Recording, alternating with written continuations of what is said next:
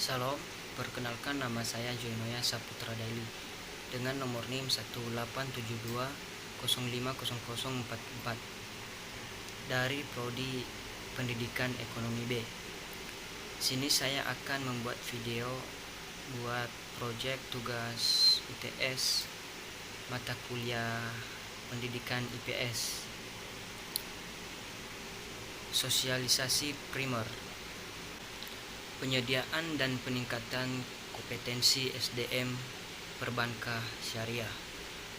Berapa strategi yang telah dilakukan perbankan syariah pada tahun 2012, antara lain memanfaatkan jaringan dan SDM bank induk dalam melakukan analisa pembiayaan yang relatif lebih kompleks seperti korporasi dan atau manajemen.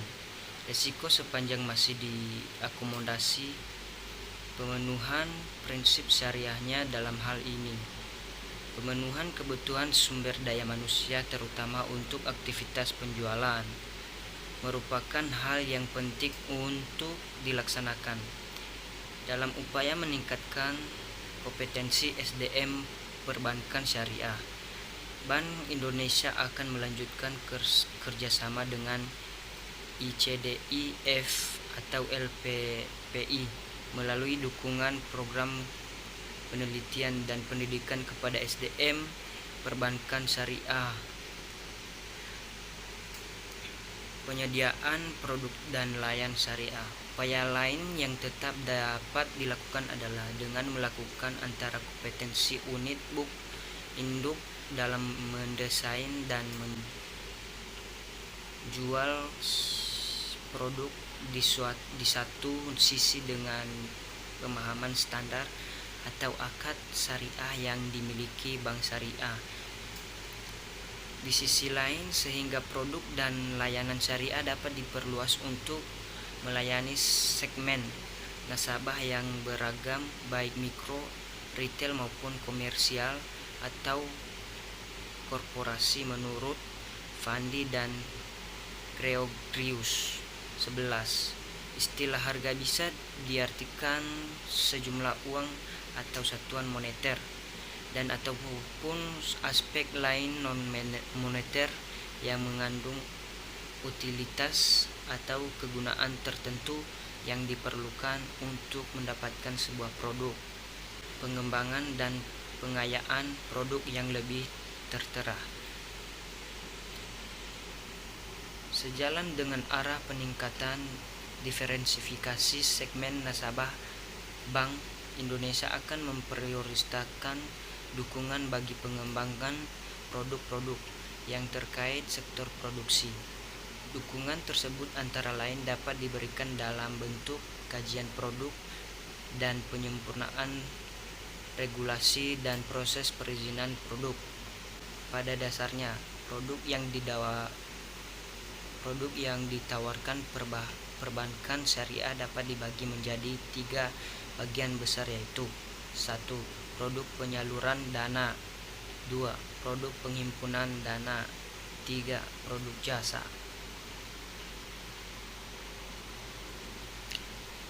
4. Iklim tropis. Iklim tropis pada umumnya daerah-daerah terbelakang berada di daerah tropis. Bahkan banyak teori mengatakan bahwa rendahnya produktivitas karena adanya iklim tropis. Mengapa bisa demikian? Karena ada 3 jawabannya, yaitu 1. Kurangnya usaha manusia. Kurangnya usaha manusia ini disebabkan karena dalam iklim tropis pada umumnya panas dan lembab. Kondisi ini menyebabkan manusia cepat lelah. Selain itu, karena di daerah tropis berbagai jenis tanaman dapat tumbuh dengan baik sekalipun pemeliharaannya kurang begitu baik. Bahkan dapat diibaratkan bagian-bagian tongkat, kayu, dan batu jadi tanaman. Akibatnya manusia tidak pernah tertentang oleh keadaan, maka menjadi mereka cenderung pasif, bahkan lebih pasrah dan nerimo. 2. Banyak penyakit. Di daerah tropis berbagai tanaman bisa hidup dengan baik, Namun berbagai jenis penyakit pun juga dapat hidup dengan berkembang dengan baik pula. 3. Keadaan pertanian tidak menguntungkan. Di suatu sisi iklim tropis menyuburkan tanah, tetapi di sisi lain hujan yang berlebihan dapat melarutkan unsur hara tanah karena erosi, sehingga tanah menjadi miskin atau tandus. Contoh sosialisasi primer, misalnya memperkenalkan anggota keluarga pada seorang bayi, mengajari bayi cara makan, buang air besar, dan berjalan, membiasakan seseorang baik untuk melakukan sesuatu dengan berdoa terlebih dahulu, mengajarkan baik untuk berterima kasih dan memohon, mengajarkan seorang anak baik dan buruk untuk benar dan salah, memberikan teladan yang baik.